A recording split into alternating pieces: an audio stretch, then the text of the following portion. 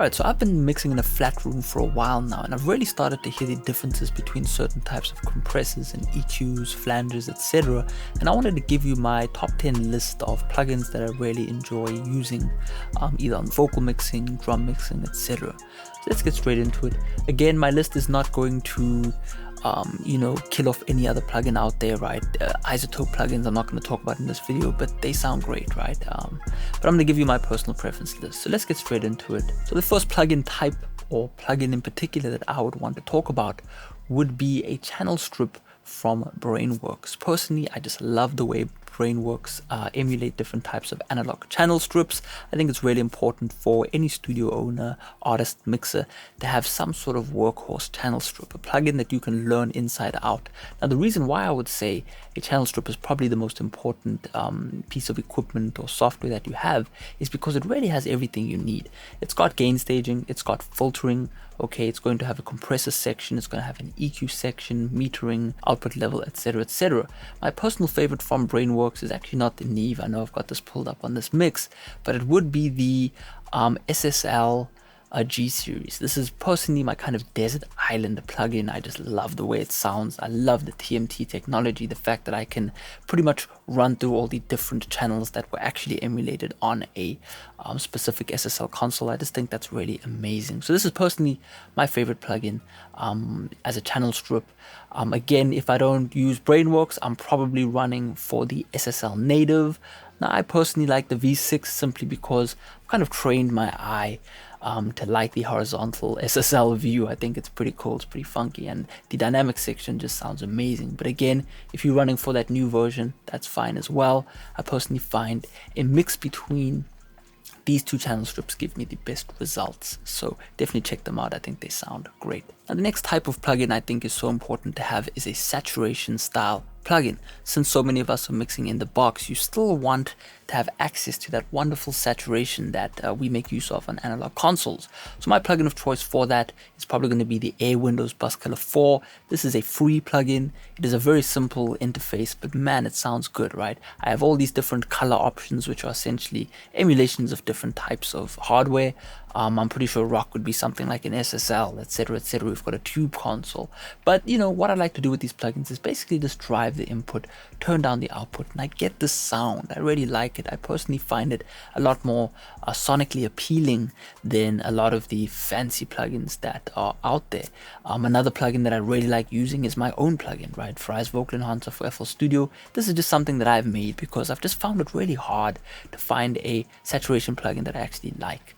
But I'm using a mixture of these two plugins, simple and sweet. This I have toning, and this I don't have any toning, but this definitely imprints the sound onto the signal. It distorts, it sounds really nice, as if I'm running through analog. So in terms of saturation, I would gravitate towards the Air Windows. You can actually use something like DDMF if you are a Pro Tools user, and then load this VST up. It is available as an audio units plugin as well, so Logic users are set to go.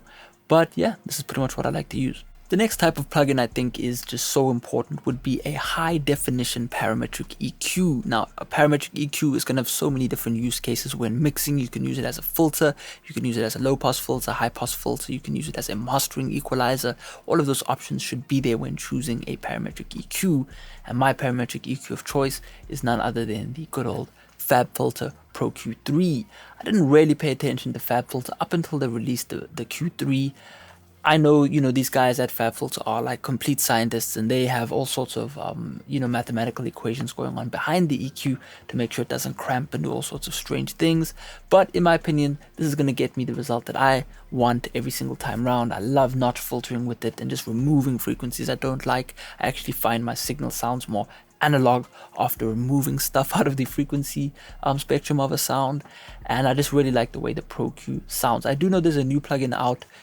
Comment below if you have tried it. I forget the name of it. But this works for me personally. I can increase or alter the phase so that I can get a much more natural analog sound as well. I can master with it. I can do all sorts of cool things. The monitoring options are great. We can add in other, fab filters to compare and do all sorts of cool things. But at the end of the day, I really like this Pro Q3, and I'm kind of set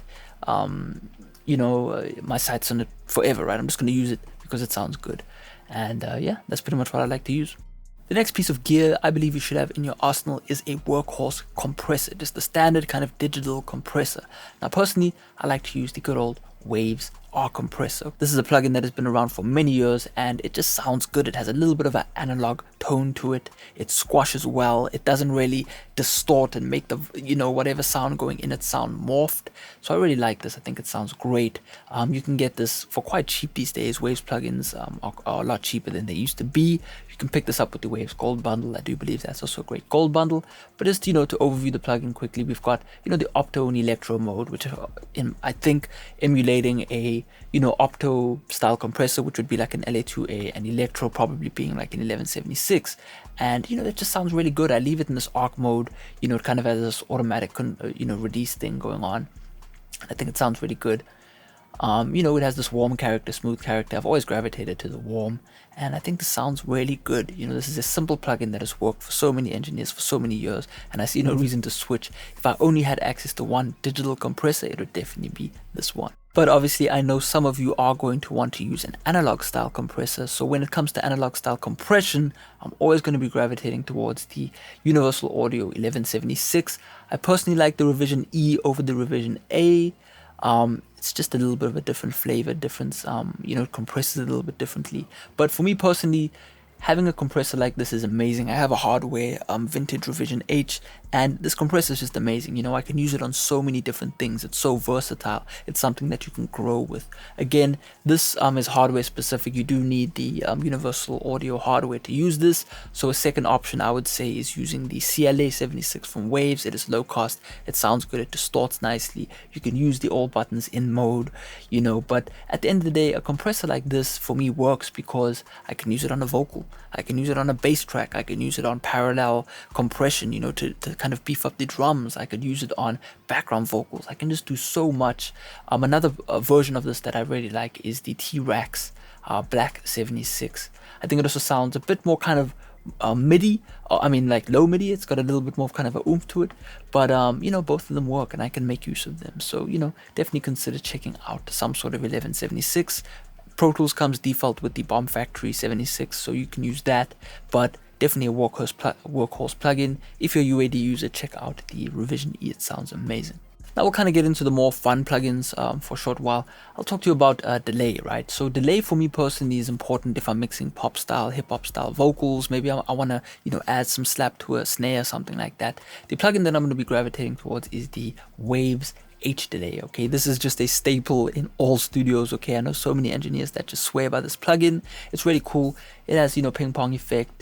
You can set it tempo sync it to your tracks, right? It's got this cool lo-fi option that just kind of removes some of the low end and top end and just grits up your sound a little bit. You've got modulation options, so if you want to pitch your delays, you can do that. It's got a really nice smooth sounding high pass and low pass filter, which is a reason I mainly use this. You've got these analog emulations, which are, from what I understand, creating kind of impulse responses of various different delays. But, you know, this is really cool delay. I think this is a Bucket Brigade style delay, so it's going to be sounding like some of the older vintage gear. I haven't done any research on that, but to me, this is just a really great sounding delay. And this plugin is probably responsible for so many analog style mixes actually retiring a lot of the analog delays. For those who actually use analog delays, it's such a mission to set up every time. I have some old Effectrons, and having to manually sync them up to every different song is a real hassle. So that's why you'll end up finding this on every mix that I do. I'll have this on my quarter notes, eighth note delays. I'll have this on my slaps, right? So I can get those kind of slow reverby or like upfront reverby sounding delays. You know, it's just highly manipulatable and I really like it. So definitely consider this as your workhorse delay. So for my next plugin, again, I'll be talking about kind of cool effects, and there's really an underrated plugin which not many people ever really talk about. I don't know if this plugin is available for Pro Tools users, AAX format, but it will be the Korg MDEX. Now, people who follow my channel know I've talked about this plugin quite a lot.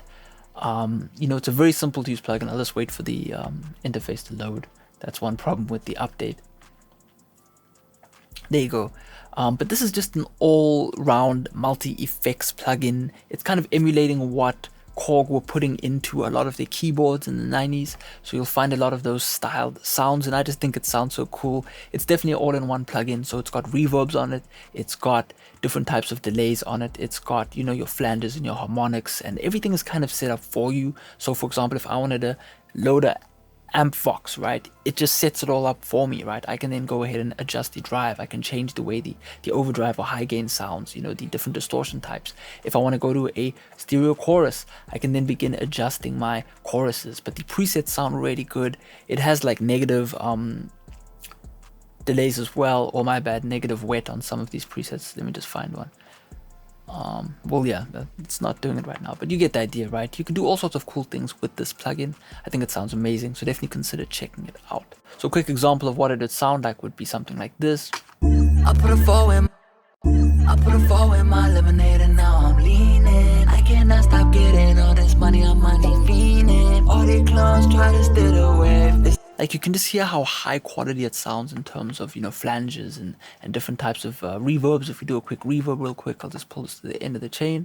I put a four in my lemonade and now I'm leaning. I cannot stop getting all this money, I'm money fiending. All the clones try to steal the wave. It's so easy to see. You know, it just sounds like all of those kind of cool Yamaha SPX boxes that you'd find in the 90s. And I do have one of them actually in the studio, and I actually find myself using this a lot more. Sometimes what I even do is I send this plugin, or I send a vocal, for example, into this plugin and then out into a vitalizer, which is a widening plugin, a kind of saturation style piece of hardware, my bad, and I bring it back into the box and you get this really cool sound. So it's kind of like your digital all-in-one multi-effects box. So definitely consider this. It's pretty cheap. I think it's like 30 bucks, 40 bucks, but yeah, good bang for buck. So kind of getting more into the mastering or finalizing parts of our mix, I would probably get something like the Waves bus compressor, simply because most famous mixers are going to be making use of a little bit of bus compression. If you want to use this kind of plugin for something other than bus compression, you can make use of it like what I'm doing. I use it on my main vocal bus, especially when I'm mixing to 2-track instrumentals. I find that I get this really cool kind of finalized sound on the vocals, and it just helps the vocals glue in with the kind of pre-mixed beat. So this is something I've been doing for a while.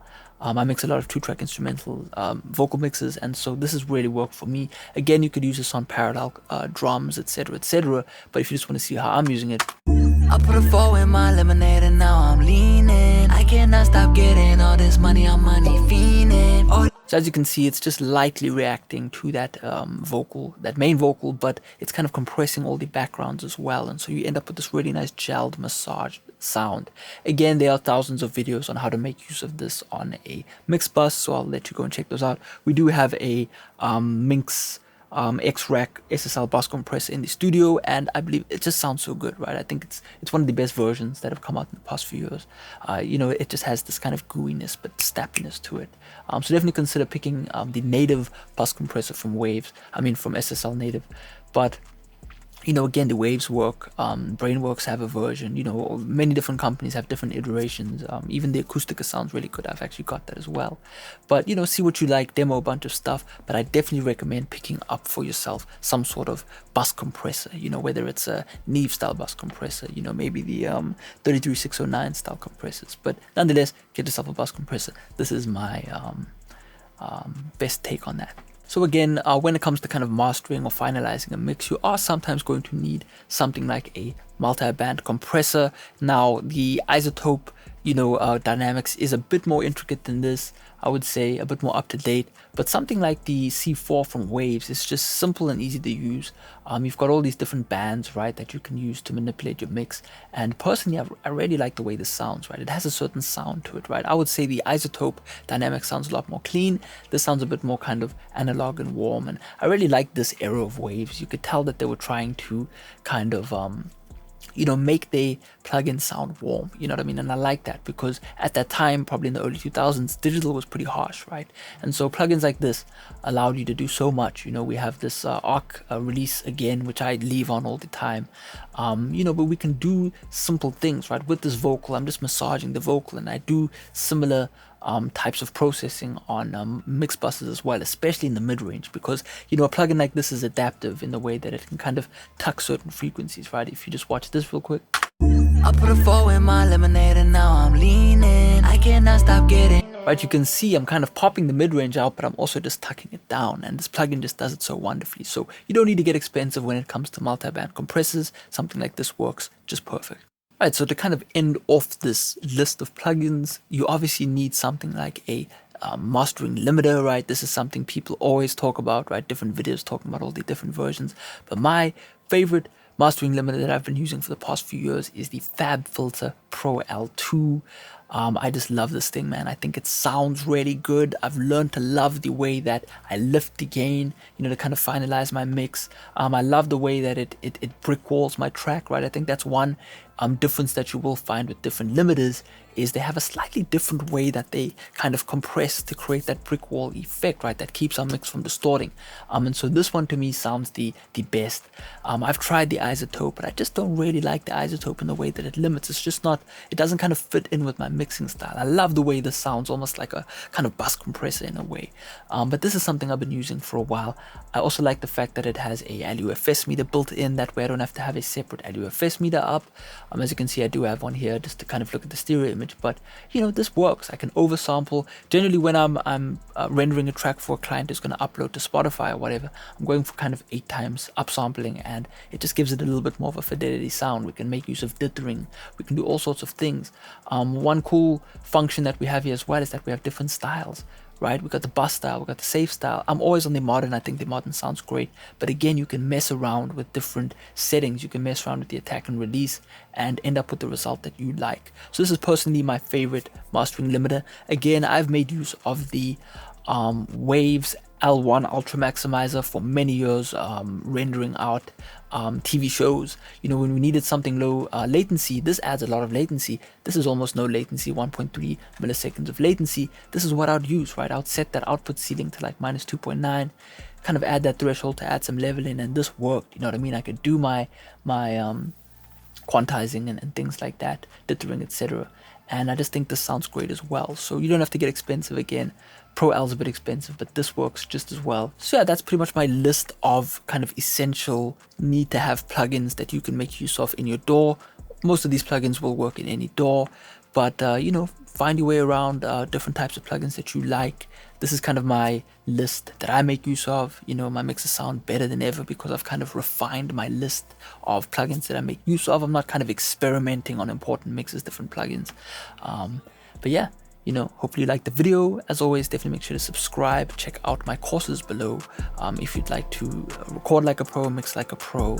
I also make custom presets for those who are looking for kind of nice all-in-one studio solution that has sends, you know, all the routing is done for you, etc. You can check that out in the description as well. Stay well, keep working every day. I'll check you out. Peace out.